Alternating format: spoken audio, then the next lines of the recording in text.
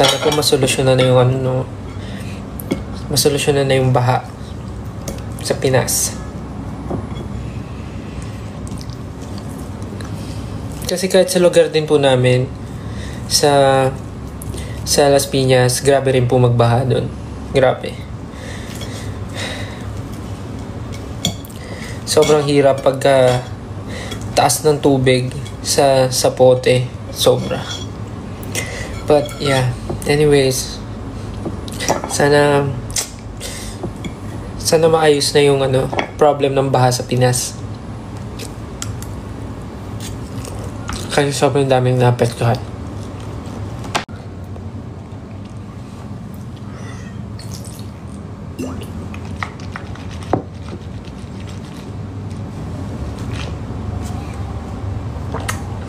Ano na naman ako, sasabihin nagmumumog, tas iinom. Sayang kasi. Sorry na. Kung hindi nyo gusto yung ginagawa ko, okay, fine. Kung red flag yun sa inyo, okay. But it works for me. Kesa naman na magtinga ako sa harap nyo, di ba? Tapos pagkatinga ko, makikita nyo may mga galing sa ko. Kinain ko rin naman yun sumabit lang. Di, kainin ko. Kayo naman. Alam mo, mahal na ng gastusin ngayon. Dapat, di ka na nagsasayang. Every drop counts.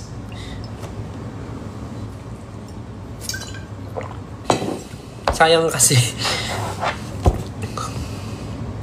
Paano kung yung na-stock na yun, tinapon ko, hindi ko na-complete yung protein intake ko. Sayang, di ba? Counted yun. Counted yun, protein counted. So, pagka tinapon ko yun, sayang. Hindi pasok yun sa protein intake ko. Wala, kulang.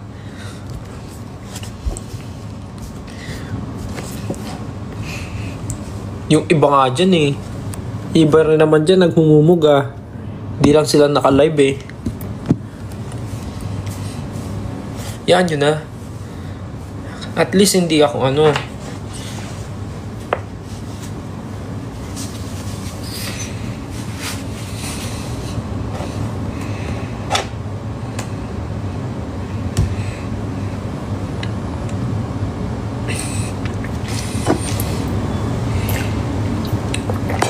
Hello sa 9.9 view. Grabe yung surge ng TikTok, no? Yung traffic. Parang yung mga biglang pumapasok lang manood ng live. Kanina umangat siya tas ngayon 10. Di ko alam kung totoong 10 talaga yung nanonood. At tas biglang 7. Pero titripan yata ako Anyways, sino dito yung mga ganun din? Yung mga nagmumumog.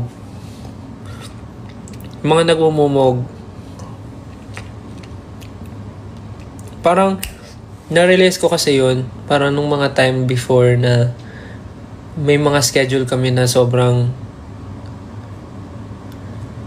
mabilis. Yung tipong, kailangan mo kumain mabilis, tapos after nun, diretso kayo dun sa interview. So parang dati, hindi na ako nakakapag-toothbrush agad. Like pagkatas kumain, may interview na agad. So yun yung ginagawa ko, nagmumumog. Wala namang mali doon.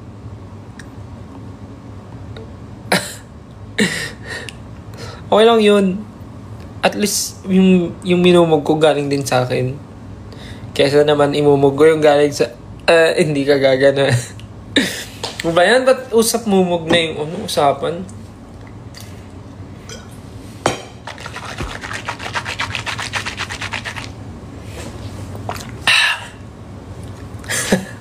Yak!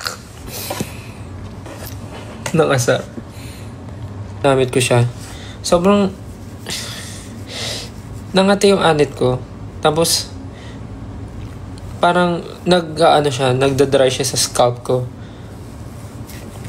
Parang hindi para sa akin yung shampoo conditioner nila dito.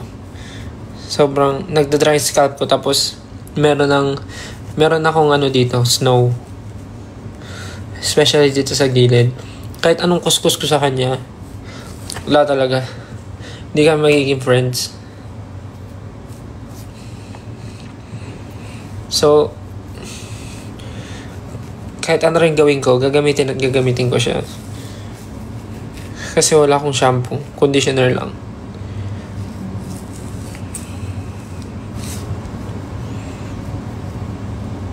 Alam mo, wala nang patutunguhan tong live na to. Kasi hindi ko na rin alam anong gagawin ko. Kasi tapos naman ako sa gusto kong gawin. Yun na yung magmumug sa harap nyo. Mumug ka sa akin. Pero guys, sobrang grabe tong tour na to, yung Singapore to Indonesia. Grabe. Ito talaga ang totoong definition ng hard work.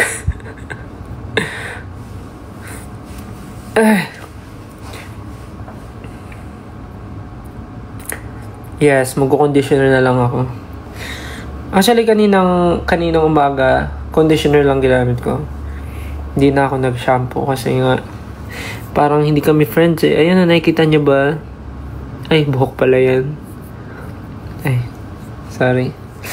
Buhok pala yan.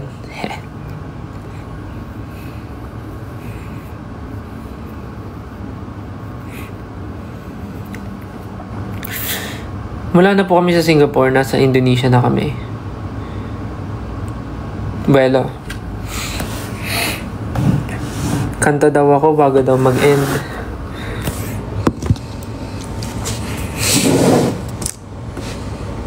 Sige. Kakantahin ko.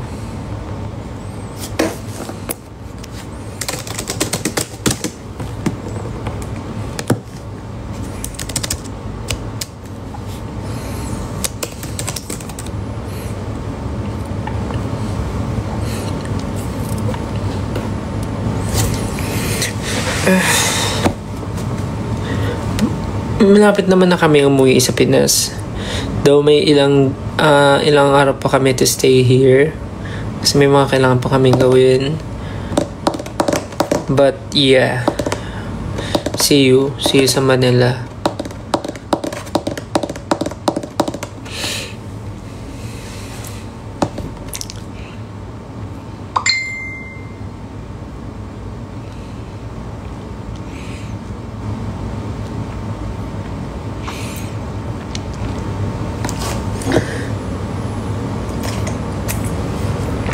Guys, so may epekto na nga yung MSG. O may epekto na yung... Cute naman nun. Yung sticker na yun. Pumusok na yung MSG at Betchin. Eh, feeling ko parang lasing. Alam mo yung feeling ng lasing? Ganun yung feeling ko. Sino ba kayo? Lasing na pala.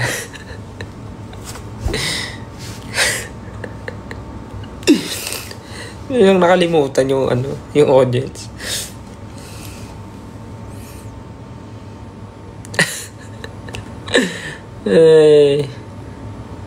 Sino ba kayo? Bakit kayo nandito?